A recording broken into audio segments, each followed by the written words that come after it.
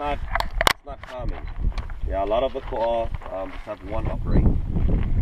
The reasoning behind it is one is for kane, obviously, rain ceremonies, and one is for this god that lives right down the hill, right in this bay right down here. Kanapo is the home of Kamuhuali. There's one place down there, Kalua of Kamuhuali, the home, yeah, the cave of Kamuhuali. So how can we not pay respect to the Atua that lives right here? So one for Kane to help call the rains, and another one, the guy who actually built this koa, or one of the guys who built this koa, he's the cock. He comes out here ever so often, and you know, he gives his manao whenever he's here. But he actually found that bigger rock of the two in the road down at Kalikahiki. It was a little pit about that big sticking out of the road, and the deuce and a half when the military was here, deuce and a half drove and hit it, and he's like, hey, what's that? He said, okay, you guys go, I gotta dig this up, dig them up. So he dug it up and he saw the shape. He's like, oh, gotta have it. So actually he took that rock back, and that rock was used as a doorstop for a while by the naval commander.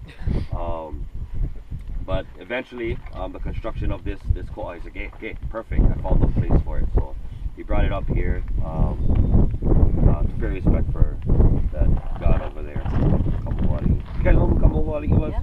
He was Shark God, Pele's older brother, yeah.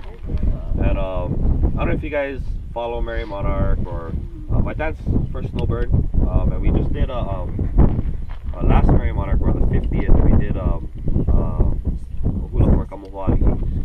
So we came over here.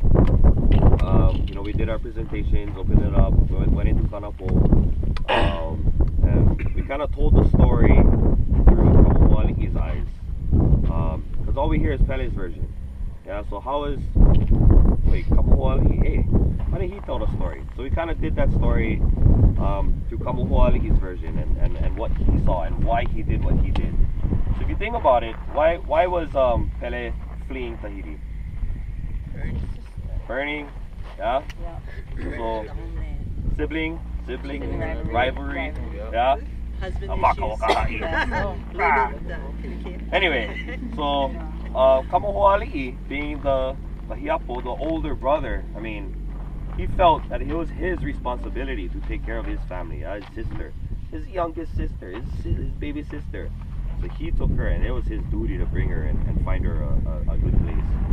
So you know, it's pretty cool, just that different side of the story of Kamuhuali's responsibility and his kuleana as that older, the person to take care of his family and whatnot, and that he resides right here.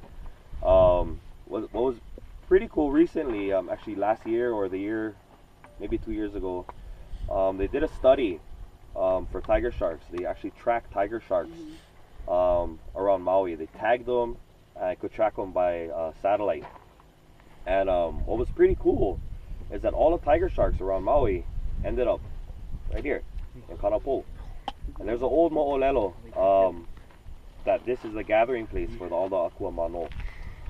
Came from Maui, came from, you know, Big Island in fact, and they came over here to gather and pay homage to Kamuhuali. And to see that scientific study tracking the tiger sharks and visually see these tiger sharks come right in this bay, I'm like, wow, hey, proof that our kupuna was telling the truth. Yeah, that's pretty cool. Right over here is Lua Makika. There's another name for it. They call it Ulapu'u, or Lua Mo'ula. Ulapu'u is kind of it's a backwards thing. It's supposed to be Pu'u'ula, but back in the day, slang was all it's known. So another name, Lua Makika, is a more common name. Lua Makika translated to Makika. Anybody? Mosquito. Mosquito. Lua. Pit. Mosquito pit. When it does rain, back in the days, it's filled up with water, and mosquitoes survive off of standing water. So apparently there's a lot of mosquitoes over here, and it's got the name Lua Makika. There's another story that it's not Makika meaning mosquito, but it's Makika, which is I guess a class of navigators that used to study. So there's different versions, you know.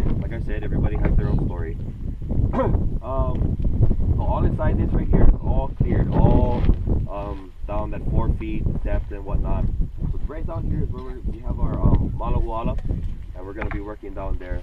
Before we get down there though, we'll go ahead and do some work up here. There's some fireweed. You guys know what fireweed looks like? Yes. Yeah, it's like yellow flowers. Don't get it confused with Uhaloa. Uhaloa and Ilima also have yellow flowers. So the fireweed, real thin, little yellow flowers like that. All you gotta do, make sure you pull out the roots and just leave it, let it dry out and die. You had a question? Was that the ones by the Asian stuff? Yeah, that was